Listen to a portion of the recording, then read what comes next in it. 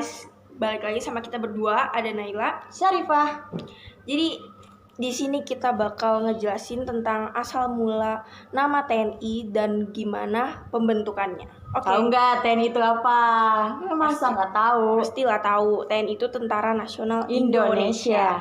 Nah, di sini kita bakal ngejelasin secara rinci lah. Ya, tapi asikin aja, oke? Mari kita mulai. Jadi, beberapa minggu setelah proklamasi kemerdekaan, Presiden Soekarno ini masih bersikap hati-hati.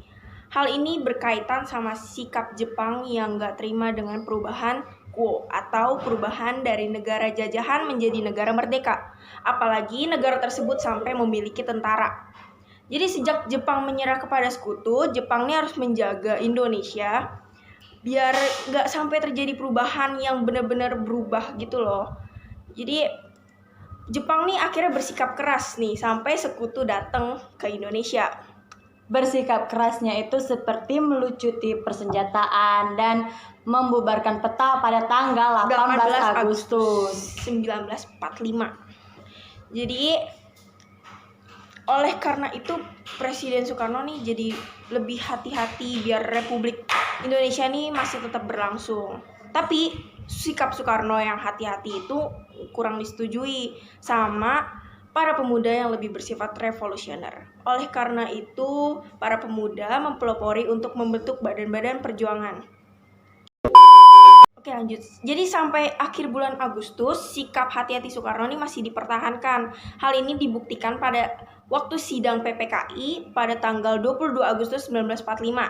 Jadi untuk menghadapi situasi dalam sidang itu, akhirnya diputuskan untuk membentuk BKR atau Badan Keamanan Rakyat. Apa? Gue lupa. Jadi guys, BKR itu masih satu bagian dengan BPKKP. Satu bagian. Nah, tahu nggak BPKKP itu apa? Apa, Nay? BPKKP itu Badan Penolong Keluarga Korban Perang. Nah, jadi tujuan dibentuknya BKR ini apa ya? Jadi tujuan dibentuknya pastilah kalau mau ngebentuk sesuatu ini pasti ada tujuannya. Jadi tujuannya ini untuk memelihara keselamatan masyarakat dan keamanan di berbagai wilayah. Oleh karena itu BKR juga dibentuk di berbagai daerah. Namun harus diingat ya, kalau BKR ini bukan tentara. Jadi BKR itu waktu itu masih belum ada tentara. Jadi BKR cuma karena tentara belum disahin, jadi nggak ada tentara banget. Jadi sampai akhir bulan Agustus sih Indonesia belum memiliki tentara.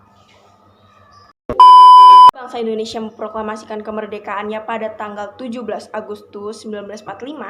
Pada saat itu Indonesia belum mempunyai tentara kebangsaan. Sementara tentara peta ini nggak boleh beroperasi karena pada saat itu masih dalam status quo hingga kedatangan sekutu di Indonesia.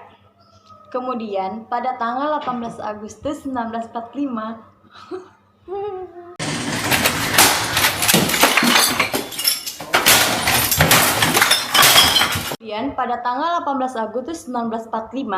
panitia persiapan kemerdekaan Indonesia yang diketuai oleh Otto Iskandar Dinata merencanakan untuk membentuk susunan pembagian sebagian wilayah, kepolisian negara, tentara kebangsaan dan perekonomian. Jadi pada itu PPKI mengusulkan bahwa rencana bela negara dari BPUPKI yang mengandung politik perang tidak dapat diterima dan tentara peta yang ada di Jawa dan di Bali serta Gyugun di Sumatera harus dibubarkan karena bentukan Jepang. Untuk itulah Presiden Soekarno memanggil kalangan militer yang cakap untuk membentuk tentara kebangsaan yang kokoh. Otto Iskandar kemudian dibantu oleh dua tentara peta. Tebak namanya siapa? Namanya nggak tahu gua. Tanya Nela, gua nggak tahu. Ada Kasman Singodimedjo dan Abdul Qadir. Terus Abdul Qadir kemudian ditunjuk untuk menjadi ketua panitia khusus pada saat itu. Lanjut. Pada tanggal 19 Agustus di luar parlemen, para pemuda yang dipimpin oleh Adam Malik mengadakan rapat di perapatan 10. Hadir pula Kasman Ki Hajar Dewantara. Hah, kok Ki Hajar Dewantara? Ya dong, ada Ki Hajar Dewantara, ada satu Sultan lagi, Harir. ada juga Sultan Syahrir. Jadi pada saat itu presiden dan wakil presiden dipaksa buat hadir karena para pemuda nih mau mengajukan tuntutan, yaitu lahirnya Tentara Republik Indonesia yang berasal dari bekas tentara peta. Setelah melalui proses panjang, pada tanggal 22 Agustus 1945, PPKI mengadakan rapat paripurna yang menghasilkan 3 hal, yaitu Mau tahu nggak 3 halnya apa? mau dong. Mana? Gua mah kagak tahu. Bercanda, guys. Ayo kasih tahu dong. Ada Komite Nasional, ada Partai Nasional, dan Badan Keamanan Rakyat. Jadi pembentukan BKR ini ada menimbulkan pro dan kontra di kalangan pemuda. Para pemuda nggak puas terhadap kebijakan pemerintah dalam pembentukan BKR itu. Kemudian dibentuklah badan-badan perjuangan.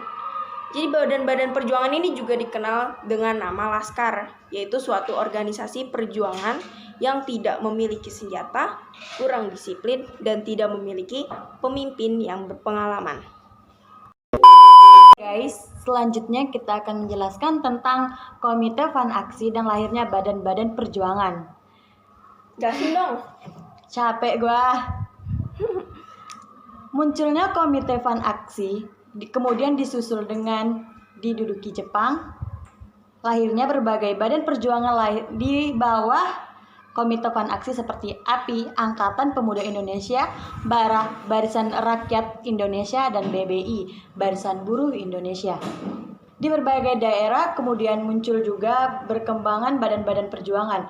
Di Surabaya, pada tanggal 21 Agustus 1945 muncul BBI, kemudian pada tanggal 25 Agustus 1945 dibentuk Angkatan Muda oleh Sumarsono dan Ruslan Wijaya Sastra. Kemudian tokoh ini membentuk PRI, Pemuda Republik Indonesia, bersama Bung Tomo pada tanggal 23 September. Terus demikian halnya juga terjadi nih di Yogyakarta, Surakarta, dan Semarang. Di sana juga banyak muncul badan-badan perjuangan. Misalnya ada Angkatan Muda dan Pemuda di Semarang, ada Angkatan Muda di Surakarta, ada Angkatan Muda Pegawai Kesultanan atau dikenal dengan PEKIK, Pemuda Kita Kesultanan di Yogyakarta. Di Bandung juga berdiri Persatuan Pemuda Pelajar Indonesia yang kemudian lebih dikenal dengan PRI atau Pemuda Republik Indonesia. Itu juga muncul Barisan Banteng, Pesindo, Pemuda Sosialis Indonesia, BPRI, Barisan Pemberontakan Rakyat Indonesia, dan juga muncul Hizbullah Sabilillah. Bahkan orang-orang di luar Jawa yang tinggal di Jawa juga membentuk badan-badan perjuangan. Contohnya ada KRIS, Kebaktian Rakyat Indonesia Sulawesi, dan PIM Pemuda Indonesia Maluku. Kemudian muncul juga badan-badan perjuangan yang lebih bersifat khusus.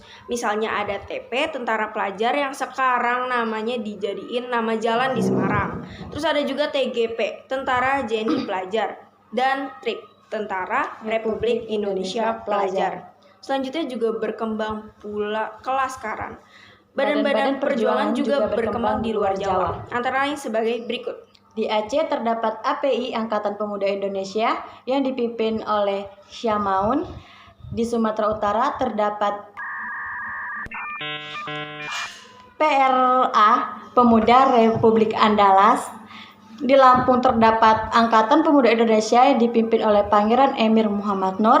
Di Bengkulu terdapat PRI, Pemuda Republik Indonesia dipimpin oleh Nawawi Manak. Di Kalimantan Barat terdapat PPRI, Pemuda Penyongsong Republik Indonesia. Tokoh-tokohnya antara lain Musa Nirani, Jayadi Saman. Di Kalimantan Selatan terdapat PRI, Persatuan Rakyat Indonesia yang dipimpin oleh Rusbandi. Di Bali terdapat AMI, Angkatan Muda Indonesia, dan PRI, Pemuda Republik Indonesia. Di Sulawesi Selatan pula terdapat PPNI, Pusatnya Pemuda Nasional Indonesia, yang dipimpin oleh Manai Sopian Amri, Angkatan Muda Republik Indonesia, Pemuda Merah Putih, dan Penunjang Republik Indonesia. Jadi dengan munculnya nih badan-badan perjuangan yang banyak kayak tadi, maka dapat dikatakan bahwa di seluruh tanah air telah siap untuk menggelorakan revolusi untuk membersihkan kekuatan Jepang dari Indonesia. Kita lanjut ke pembahasan selanjutnya tentang TKR, Tentara Keamanan Keamanan Rakyat. Jadi ternyata sampai akhir bulan September 1945 ternyata Indonesia masih belum memiliki kesatuan atau organisasi ketentaraan secara resmi dan profesional. Presiden Soekarno dan Wakil Presiden Muhammad Hatta belum membentuk kesatuan tentara. Hal ini tampaknya sangat berpengaruh oleh sikap strategi politik yang cenderung pada usaha diplomasi. Jadi BKR ini cuma diprogram untuk menjaga keselamatan dan keamanan rakyat di daerah masing-masing aja. BKR kemudian menghimpun bekas-bekas anggota PETA, Heiho, Seinendan, dan lain-lain. BKR bukan merupakan kekuatan bersenjata yang bersifat nasional. Para pemuda belum puas dengan keberadaan BKR. Oleh karena itu, badan-badan perjuangan terus mengadakan perlawanan terhadap kekuatan Jepang. Terus, Angkatan Perang Inggris yang tergabung dalam SEAC atau Southeast Asian Command mendarat di Jakarta pada tanggal 16 September 1945. Pasukan ini dipimpin oleh Laksamana Muda. Namanya susah. Laksamana Muda Lord Louis Mountbatten. Bisa nggak kalian Yang sebut? mendesak pihak Jepang untuk mempertahankan status quo atau status dari negara jajahan di Indonesia. Indonesia masih dipandang sebagai negara jajahan seperti pada masa-masa sebelum 17 Agustus 1945. Jahat banget. Terus dengan Jangan demikian, nangis dong. terus akhirnya dengan demikian maka Jepang semakin keras dan berani untuk tetap mempertahankan diri dan melawan gerakan para pemuda yang sedang melakukan usaha perlucutan senjata dan perebutan kekuasaan.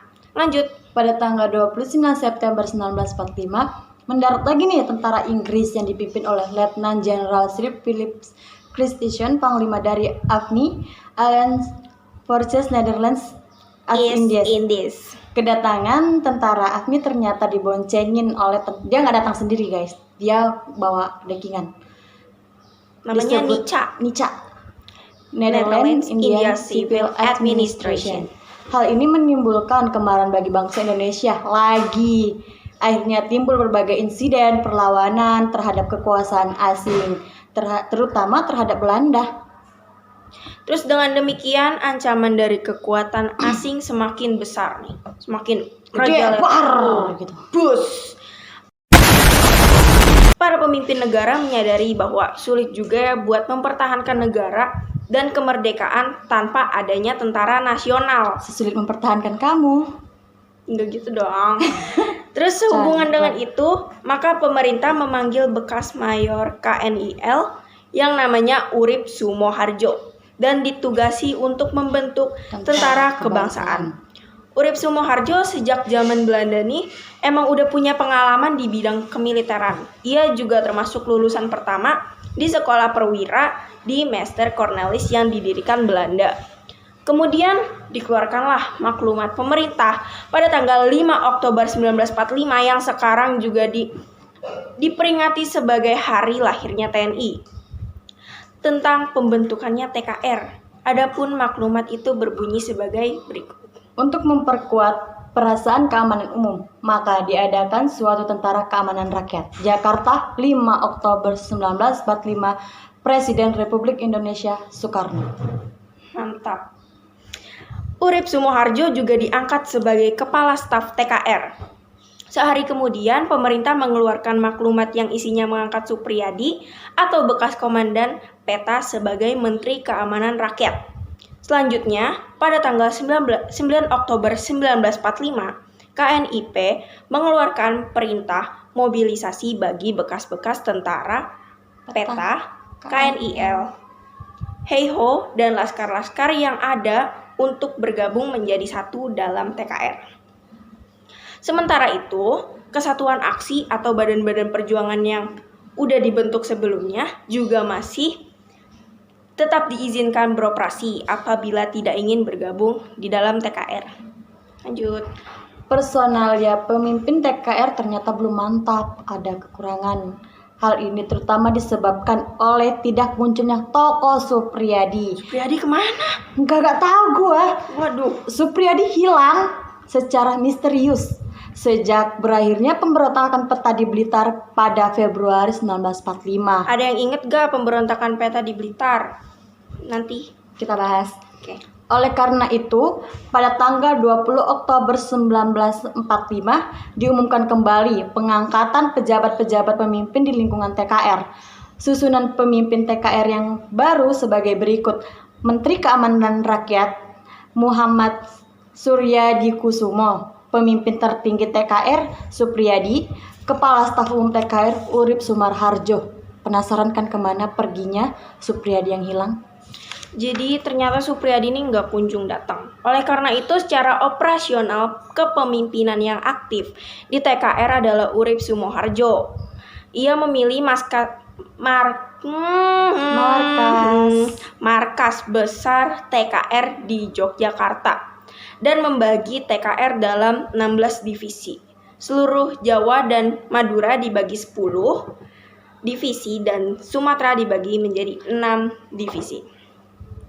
Mengingat Supriyadi yang gak pernah muncul, maka atas prakarsa markas tertinggi TKR, pada tanggal 12 November 1945 diadakan pemilihan pemimpin tertinggi TKR yang baru. Dalam rapat pemilihan itu dihadiri oleh para komandan divisi. Ada Sri Sultan Hamengkubuwono IX dan Sri Mangkunegoro X. Rapat dipimpin oleh Urip Sumoharjo.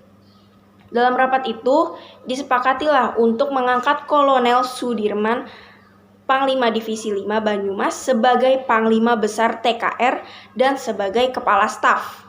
Disepakati juga mengangkat Urip Sumoharjo. Namun, pengangkatan dan pelantikan Kolonel Sudirman baru dilaksanakan pada 18 Desember 1945 setelah pertempuran Ambarawa selesai. Setelah pertempuran itu selesai, pangkat Sudirman menjadi jenderal dan Urip Sumoharjo menjadi letnan jenderal. My God, keren. Guys, lanjut terus guys dari tadi ya. Iya, Kalian capek, gak boleh capek. kita yang capek. Kagak, lu aja. Lanjut. Dari TKR, TRI ke TNI. Sejarah ketentaraan Indonesia terus mengalami perubahan pada masa awal kemerdekaan. TKR dengan sebutan keamanan rakyat dinilai hanya merupakan kesatuan yang menjaga keamanan rakyat yang belum menunjukkan sebagai suatu kesatuan angkatan bersenjata yang mampu melawan musuh dengan perang bersenjata. Jenderal Sudirman ingin meninjau susunan dan tata kerja TKR. Kemudian atas prakarsa markas tertinggi TKR, pemerintah mengeluarkan penetapan pemerintah nomor 2 SD 1946 tanggal 1 Januari 1946. Isi dari penetapan pemerintah itu adalah mengubah nama Tentara Keamanan Rakyat menjadi Tentara Keselamatan Rakyat. Kementerian Keamanan Rakyat diubah menjadi Kementerian Pertahanan. Sampai sekarang namanya juga masih itu. Belum genap 1 bulan, sebutan Tentara Keselamatan Rakyat diganti lagi nih jadi TRI, Tentara Republik Indonesia. Hal ini berdasarkan pada maklumat pemerintah tertanggal 26 Januari 1946. Di dalam maklumat itu ditegaskan bahwa TRI merupakan tentara rakyat, tentara kebangsaan, atau tentara nasional. Namun, dalam maklumat itu tidak menyinggung tentang kedudukan badan-badan perjuangan atau kelaskaran di luar TKR. Lanjut. Di dalam lingkungan markas tertinggi, TRI kemudian disempurnakan dengan dibentuknya TRI Angkatan Laut yang kemudian dikenal dengan ALRI, Angkatan Laut Republik Indonesia, dan TRI Angkatan Udara yang dikenal dengan AURI, Angkatan Udara Republik Indonesia. Tanggal 17 Mei diadakan beberapa perubahan di dalam organisasi. Beberapa perubahan itu antara lain sebagai di lingkungan markas besar, Panglima Besar Jenderal Sudirman, Kepala Staf Letnan Jenderal Urip Sumarharjo. pengurangan jumlah divisi. Kan tadi awalnya divisi itu 16. Nah, Jawa Madura yang semula 10 divisi itu dijadikan 7 divisi aja. Kemudian ditambah 3 brigade di Jawa Barat dan Sumatera semula 6 menjadi 3 divisi. Jadi dikurangin gitu loh guys. Karena terlalu banyak. Iya. Dalam Kementerian Pertahanan dibentuk Direktorat Jenderal Bagian Militer yang dipimpin oleh Mayor Jenderal Sudibyo. Dibentuk Biro Khusus yang menangani badan-badan perjuangan dan kelaskaran. Jadi situasi negara nih semakin genting. Aduh, ngeri banget. Genting Terus, guys. akhirnya aksi-aksi pihak tentara Belanda semakin mengancam kehidupan dan kelangsungan Republik Indonesia. Belanda jahat banget ya pas dulu, ya kan? Kenapa lu gak di zaman Belanda? Jadi untuk menghadapi situasi yang semakin membahayakan ini, maka diperlukan kekuatan tentara yang kompak dan bersatu padu. Sementara dalam kenyataannya Indonesia masih menghadapi masalah-masalah yang berkaitan dengan kekuatan bersenjata kita. Di samping tentara resmi TNI, ALRI, dan AURI masih ada laskar-laskar.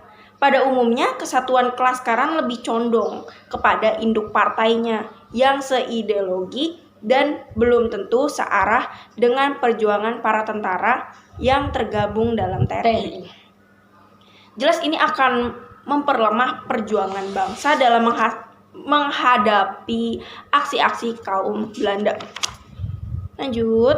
Sehubungan dengan kenyataan ini, maka pada tanggal 15 Mei 1947 15 Mei kan?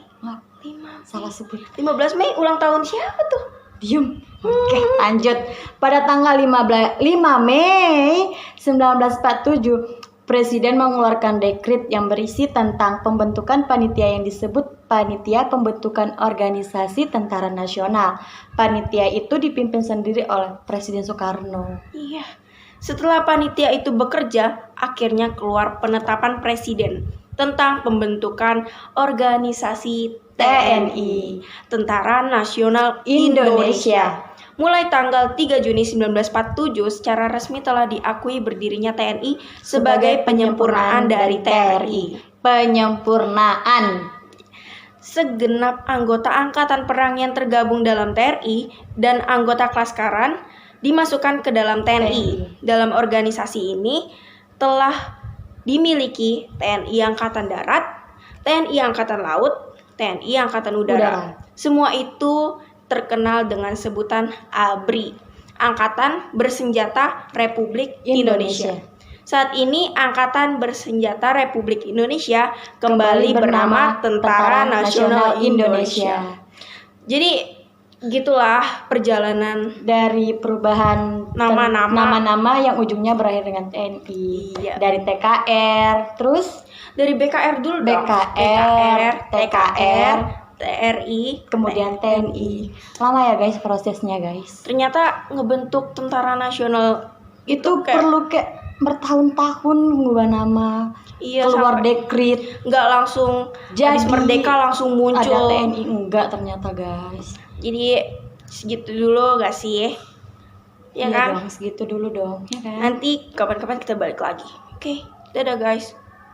Assalamualaikum guys. Terima kasih kepada jamaah masjid Rasidin yang telah membantu kami. Korban bencana alam kami sangat merusak.